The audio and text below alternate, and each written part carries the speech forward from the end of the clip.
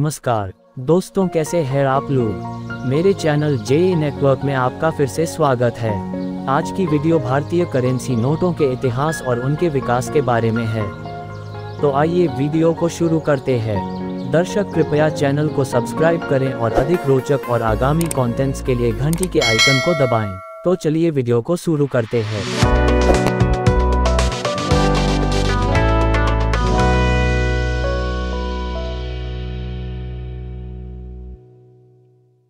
रुपया शब्द की उत्पत्ति संस्कृत शब्द रूपयों से हुई है, जिसका अर्थ है आकार, मुद्रांकित, प्रभावित, सिक्का, और संस्कृत शब्द रौप्या से भी, जिसका अर्थ है चांदी।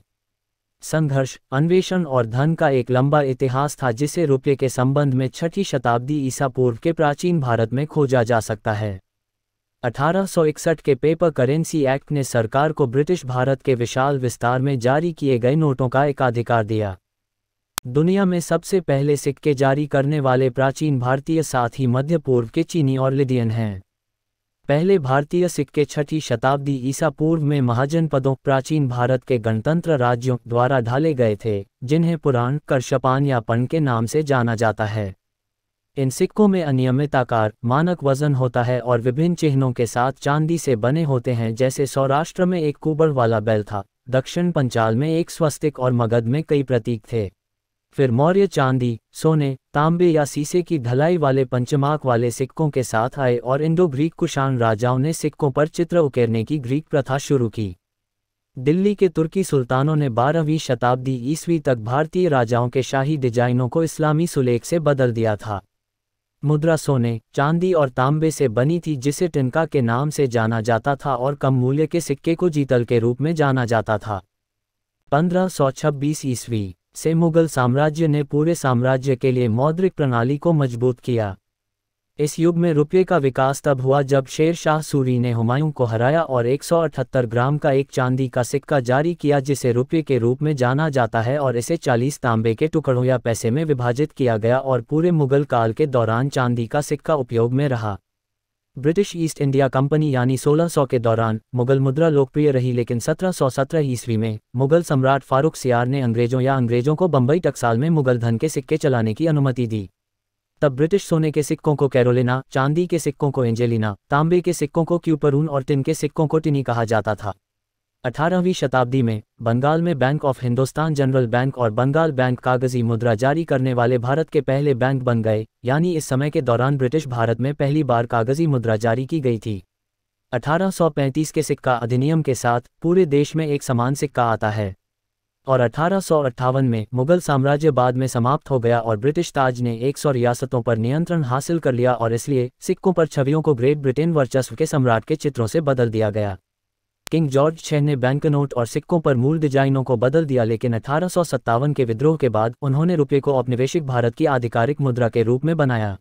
1862 में महारानी विक्टोरिया के सम्मान में विक्टोरिया चित्र के साथ बैंक नोटों और सिक्कों की श्रृंखला जारी की गई थी। अंत में भारतीय रिजर्व बैंक की स्थापना 1935 में की गई थी, और इसे भारत सरकार के नोट जारी करने का अधिकार दिया गया था। इसने 10,000 रुपये के नोट भी छापे थे, और बाद में आज़ादी के बाद इसका विमुद्रीकरण कर दिया गया था। और जनवरी 1938 में आरबीआई द्वारा जारी की गई पहली कागजी मुद्रा किंग जॉर्ज 6 के चित्र वाला 5 रुपये का नोट था। 1947 में स्वतंत्रता प्राप्त करने के बाद और 1950 के दशक में जब भारत गणतंत्र बन गया, भारत का आधुनिक रुपया हस्ताक्षर रुपये के सिक्के के डिजाइन में वापस आ गया। कागजी मुद्रा के लिए चुना गया प्रतीक सारनाथ में लान कैपिटल था, जिसने बैंक नोटों की जॉर्ज 6 श्रृंखला को बदल दिया था। तो स्वतंत्र भारत द्वारा छापा गया पहला बैंक नोट 1 रुपये का नोट था। क्या आप जानते हैं 1 रुपये के नोट का इतिहास? ब्रिटिश राज के तहत 30 नवंबर 1917 को 1 रुपये का नोट जारी किया गया था।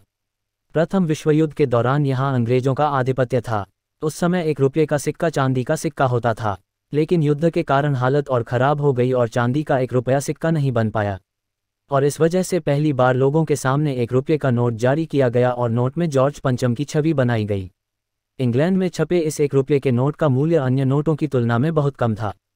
1969 में भारतीय रिजर्व बैंक ने 5 रुपये और 10 रुपये के नोटों पर महात्मा गांधी जन्म शताब्दी स्मारक डिजाइन श्रृंखला जारी की, और आश्चर्यजनक बात यह है कि सेलिंग बोट या ढोका विग्नेट 40 से अधिक वर्षों तक 10 रुपये के पीछे बना रहा। 1959 में भारतीय हज तीर्थयात्रियों के लिए 10 रुपये और 100 रुपये का एक विशेष अंक जारी किया गया था ताकि वे सऊदी अरब में स्थानीय मुद्रा के साथ इसका आदान प्रदान कर सकें। यहाँ तक कि 1917-1918 में हैदराबाद के निज़ाम ने अपनी मुद्रा छापने और जारी करने का विशेषाधिकार दिया था। प्रथम विश्व युद्ध में धातु की कमी के कारण मोरवी और ध्रांगध्रा की रियासतों ने हवाला के रूप में ज्ञात सीमित देयता वाले करेंसी नोट जारी किए। द्वितीय विश्व युद्ध के दौरान भी धातु की कमी के कारण 36 रियासतों मुख्य रूप से गुजरात, राजस्थान, सिंध, बलूचिस्तान और मध्य प्रांतों ने सिक्कों के बजाय कागज़ के टोकन जारी किए। अंत में 1996 में कागज़ के नोटों की महात्मा गांधी श्रृंखला पेश की गई। हम हमेशा अपने नोटों पर मुस्कुराते हुए महात्मा गांधी की तस्वीर देखते हैं जो करेंसी नोटों पर समान रहती है। कुछ लोग कहते हैं कि महात्मा गांधी की तस्वीर एक कार्टून है, लेकिन ये सच नहीं है। दरअसल ये तस्वीर एक अनजान फोटोग्राफर ने 1946 में खींची थी और वहीं से इसे क्रॉप करके हर जगह इस्तेमाल किया जाता है। Lord Frederick William Pethick Lawrence के बगल में महात्मा गांधी खड़े थे। वह एक महान राजनेता और ग्रेट ब्रिटेन में महिला मताधिकार आंदोलन के नेता थे। ये तस्वीर पूर्व वायसराय हाउस में ली गई थी, जिसे वर्तमान में राष्ट्रपति भवन के नाम से जाना जाता है, और इस छवि का उपयोग बैंक नोटों की महात्मा गांधी श्रृंखला पर किया जाता है, जिसे 1996 में आरबीआई द्वारा पेश किया गया था। नवंबर 2001 में महात्मा गांधी की छवि के साथ 5 रुपये का मूल्यवर्ग जारी किया गया था और इसके पीछे की तरफ कृषि मशीनीकरण प्रक्रिया यानी कृषि के माध्यम से प्रगति को दर्शाता है।